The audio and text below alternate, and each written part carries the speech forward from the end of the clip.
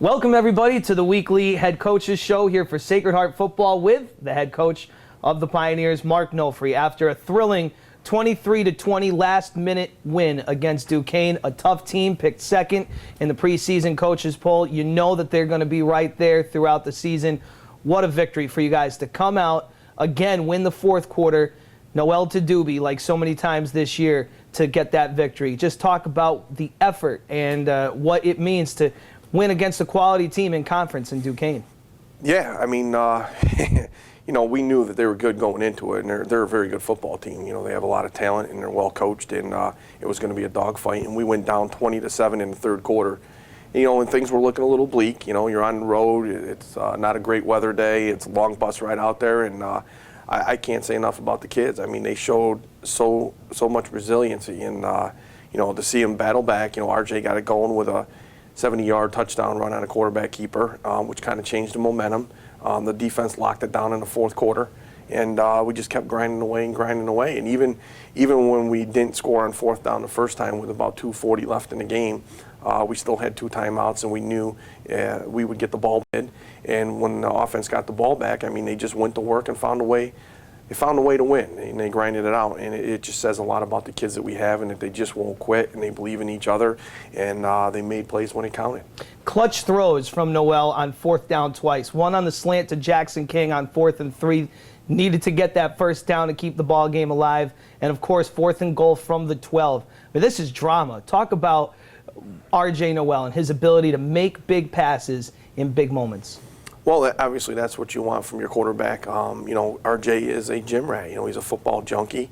And I think one of the things and the traits that he shows is that he never gets rattled. You know, you don't see him get upset. You don't see him get rattled. He doesn't complain. He doesn't get upset with the people on, you know, on his side of the ball. He's a steady Eddie, and he keeps that glue together. And, you know, having a quarterback that started, you know, 12 games last year for us, or 13 games last year, and so far this year with the experience and the maturity that he shows, and knowing that you can count on him in a big play, I think the kids know that he's our leader and he's our guy, and that he's going to keep an even keel for everybody. And to make those plays, it just says a lot about him. You know, again, we talk about his arm, but, you know, he's unbelievable with his feet. I mean, the kid makes plays that you've seen it all year with his feet, and he's the one that got the momentum change in our direction when he kept the ball and ran for a touchdown. Absolutely, but that connection with Doobie is pretty special. They've connected on a touchdown in every game this year. 2 in this game, now up to 10 on the season, and again to do it with 23 seconds left. I mean, it just seems like they are so in sync, and they get better and better every week. They do, you know, and that's a testament to those guys and the kids that have worked at it. But it also says a little bit about our coaching staff as well. Last week and last year when Coach Bowles and was, you know, redoing some of the offense, those guys do a great job. And talking with Coach Bowles after the game, and he said he couldn't say enough things about, you know, Matt Gardner, our quarterback's coach, and Alex Ralph, our receivers coach, you know, Caleb, the running backs coach, and Ryan Gunningsmith, the tight ends coach, how they're all on the same page on that last drive. It was instrumental because we had a little glitch in our technical difficulties with the headphones. Coach Bowles was on the field, and he was communicating with Coach Ralph and Coach Gardner, and they were all on the same page, and they were helping, you know, make the decision in what Coach Bowles was going to call. And to see those guys work together and be on the same page and as a group effort is outstanding. We got to see it in the press box, too. Great job by the entire coaching staff this game. Defensively, Stephon Thomas, 3 pass breakups, a bone-crunching hit in a very pivotal moment in the fourth quarter, and he shut down one of the top receivers in all of FCS, and Chris King. Didn't shut him down. Chris King did get into the end zone, but it was a great battle all day, and battles that Stephon, you know, won a number of times. How about his effort? He's unbelievable. You know, the kid, he's got this energy about him that he just doesn't stop. I mean, the kid just goes. I don't know if the kid ever sleeps at night because of the energy he has, but you talk about a fierce competitor and a fighter and laying himself out for anybody on the team and doing whatever it takes to make sure they don't get the first down, which really, it was an unbelievable hit. But that's the way Stephon plays. He plays that way in practice. He goes at it that way in the weight room, in the middle of a game. I mean, he's a fierce competitor, and he will do whatever it takes to sacrifice himself to make sure we get a win.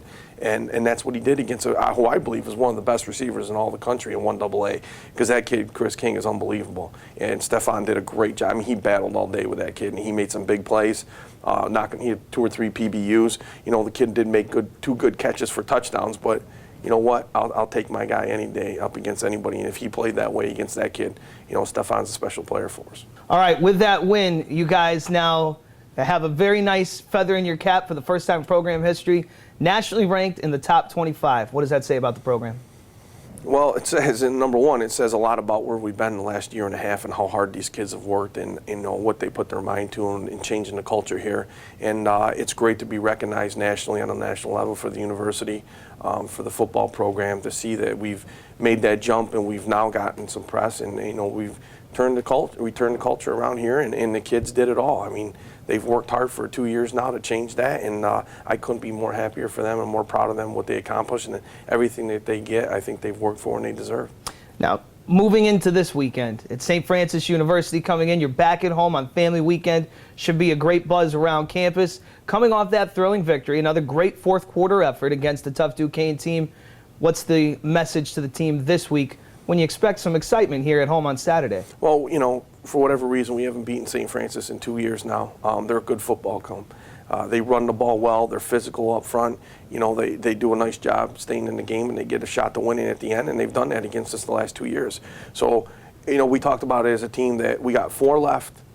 It's not over. There's plenty of football to play. We got some very good teams that we have to play still in the NEC. And I said it earlier in the year that it's the last man standing. Whoever's playing the best football at the end of the year, whoever's healthy is going to win it. And our focus this week is to beat St. Francis. Understand this is only, you know, game 8 right now, and we're not looking beyond that. And our focus has to be on St. Francis because obviously we haven't beaten them in 3 years. So that's our focus this week. And hopefully, like I said, it will be win number 7. All right, it sure was a fun one to cover out in Pittsburgh this week, so good luck this week, and looking forward to Saturday afternoon here at home. Thank you. Mark Nofri is always joining us here on the Head Coaches Show. It's the Pioneers and St. Francis University as Sacred Heart goes for their 7th win of the season and a 3-0 start in NEC play Saturday afternoon, family weekend at Campus Field.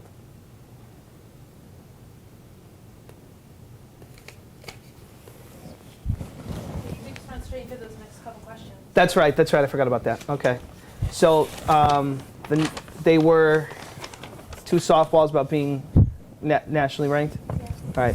I mean, you could really just kind of reiterate the one from before. And then just shoot another one. All right. Is this like a standalone segment? Do I just say the question? Like? It's standalone, right? Yeah, I mean, it's going to be standalone. Yep. So. All right. With Mark Nofri, the head coach of the Sacred Heart Pioneers, now nationally ranked for the first time in program history. The top 25 came out, and the Sacred Heart Pioneers are in there. Boy, this must be a proud moment. I know for you, because you've been around this program so long, this is a first. And so many firsts for this program, but this is really special, I'd imagine. What does it mean to you? Yeah, it just means a lot to me, you know, being here 21 years and seeing a program grow from Division III to 1AA, being ranked for the first time in you know all of the school's history. I think it's a great testament to our players and what they've done here in terms of changing the culture and how hard they've worked for the past year and a half. I couldn't be more proud of them and what they've done, and it gives our football program and our university some national recognition for what we've done and the work that they've put in.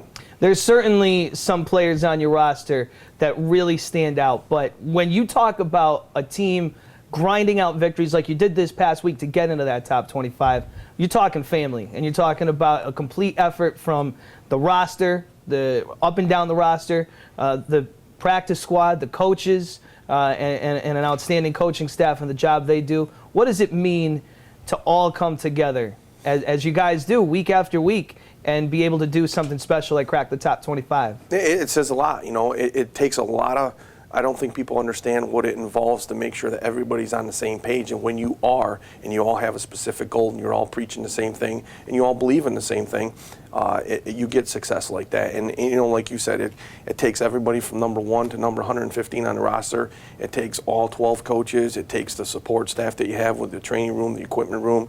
It takes the administration. I mean, there's a lot of people that go into this to make a successful program.